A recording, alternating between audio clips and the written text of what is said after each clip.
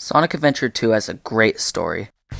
Shadow the Hedgehog is created by Gerald Robotnik to be the ultimate life form and hopefully find cures to all diseases, including the one Gerald's granddaughter Maria has.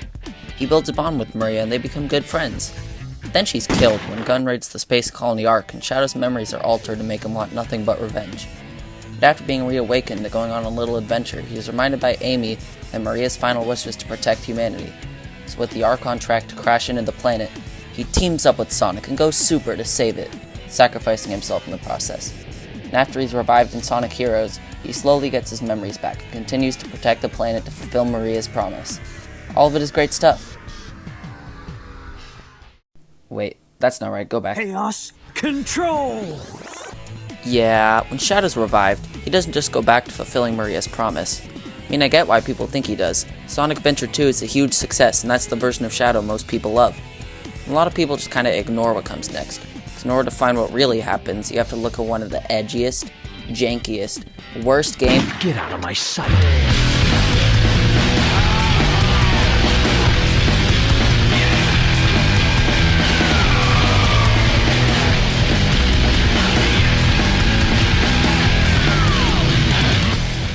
I love Shadow the Hedgehog. Not like that, you weirdos. Sure, the game isn't very good, but I still find enjoyment in it. The main reason for this is the story. Now I know what you're thinking. But Colin, the game's story is an absolute mess and is splattered across the different routes with almost no care whatsoever. Well, yeah. But while the presentation for the story is shit, I can definitely see what they're going for. Shadow has amnesia after dying in SA2. His only goal is to find answers about his history.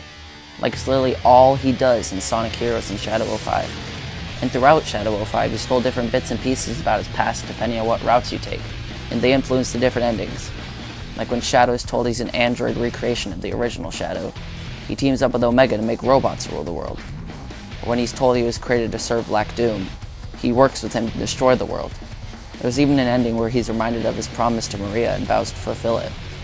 Just like in SA2, he does whatever he thinks his true purpose is, even if it's wrong, and doesn't let anything get in his way. But none of these endings are canon. Like what Pariah said in his Shadow video. Huge thanks to that video, it's the whole reason why I know this game's story.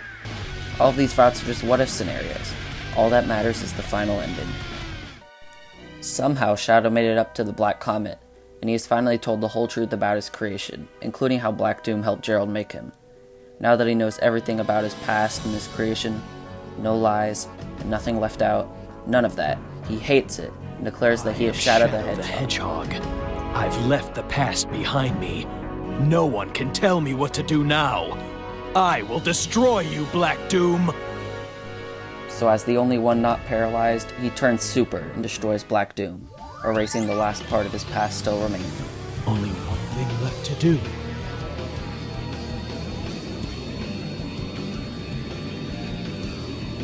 To put the past behind me. Chaos Control!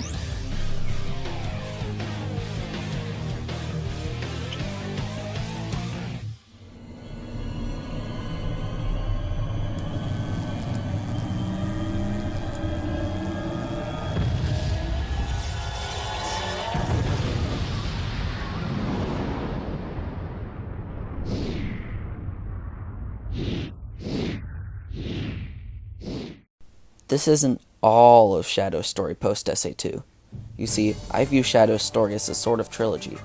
There's Shadow's trauma, redemption, and sacrifice in SA2. Then there's his revival in Heroes, followed by him moving on from his past in Shadow 05. And finally there's the aftermath in Sonic 06. The game starts with Shadow working with Gun to rescue Rouge and get the Scepter of Darkness. Now tons of people complain that Shadow is working with Gun because, why would Shadow work with them? They killed Maria, this makes no sense. But remember, he left his past behind him, so he'd 100% work with Gun if he really wanted to. But anyways, they get the scepter but end up dropping it and it shatters, releasing something into Shadow's Shadow. And out of it emerges Mephiles the Dark. Now Mephiles is a history with Shadow. Shadow doesn't know because of Sonic 06's convoluted time travel logic. But basically, Mephiles is one half Solaris, the sun god that was split apart in the Solaris Project, and all he wants is destruction. But later in the 06 story, Shadow travels back in time with Silver and seals him away, so now Mephiles is upset. So while he's on his mission of killing Sonic to release Solaris, he goes out of his way to do a little side quest of tormenting Shadow. He attempts to manipulate Shadow into teaming up with him, telling him how humanity will blame him for Solaris' destruction in the future and will seal him away. Past Shadow might have fallen for that, but Shadow has grown and he's not putting up with that BS. That's absurd. Whatever it is you want to do, you can do it alone. You forgive humanity this folly, then? I determine my own destiny. This all builds to the finale of his story, where it has my favorite scene in the entire Sonic series, one of my favorite scenes in all of fiction. It's futile.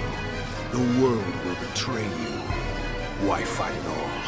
Why risk your life for those who will persecute you later? If the world chooses to become my enemy, I will fight like I always have.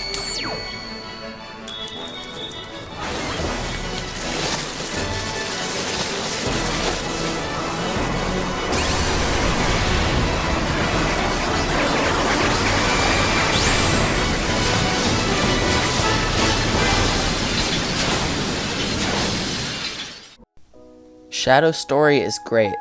He learns to stop searching his past to find his purpose, to instead make his own purpose.